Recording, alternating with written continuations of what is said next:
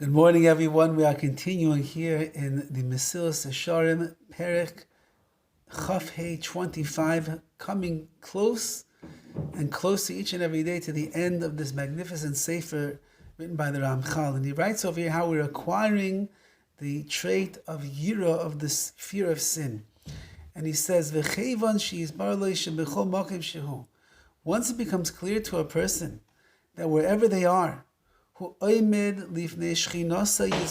is standing before the presence of HaKadosh Baruch Hu and his Shechina, his divine presence.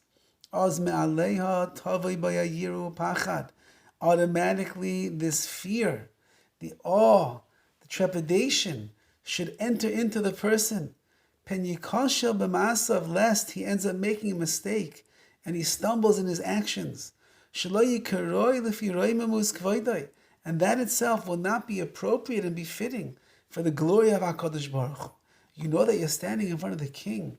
Everybody knows that when they're standing in the presence of a great person, let's take, for example, when a child is standing in the presence of their parents, in a good, normal relationship, the children have a little bit of busha, a little bit of shame, they have a little bit of a pachad, of a fear, of an awe.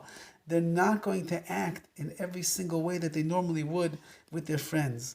Anyone that has ever entered into the private chambers of Gedolei Yisrael, the greatest leaders of our world, of our generation, and they go to the great tzaddikim, and they walk into their presence, and they feel the aura of Shechina, they feel the kedusha that is emanating, and they see the purity in the eyes of that great tzaddik that they're standing in front of.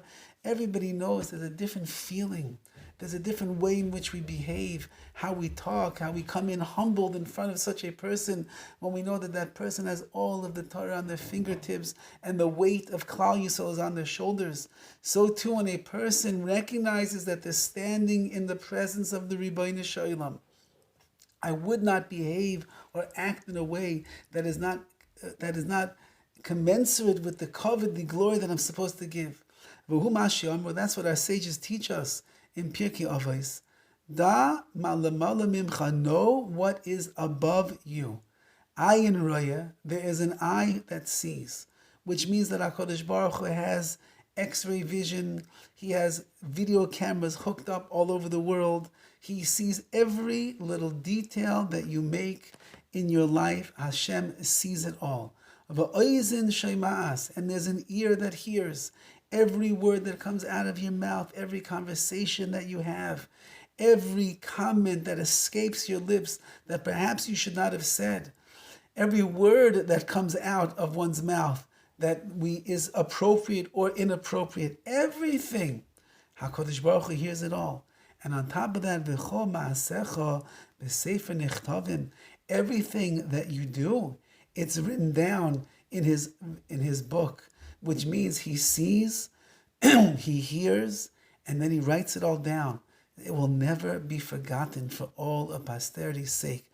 Of course, if a person does tshuva, he can edit out those things in the book that he doesn't want there. But without tshuva, it is engraved and sealed in that book for all of time. Ki kevan she'ashkochas HaKadosh Baruch Hu al kol davar. Once that a person realizes that HaKadosh Baruch Hu literally is aware and watching over every single detail in a person's life.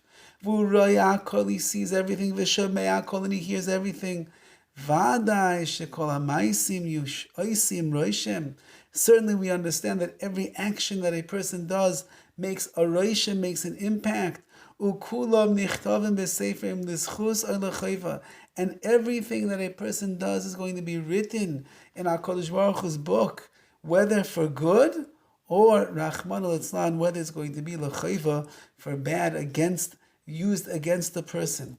Says the Ramchal, when a person recognizes and realizes that this is the Ribbono Shel Olam, how could they not walk around with a bit of trepidation and a bit of an awe and a reverence for the Ribbono Shel Olam? He sees me, he hears me, he writes it all down. I'm never by myself, I'm never alone, I'm not on my own. Even as the Chazal teach us, even in the Mistarim, I'm in the Chedrei Chadarim, I'm in my room.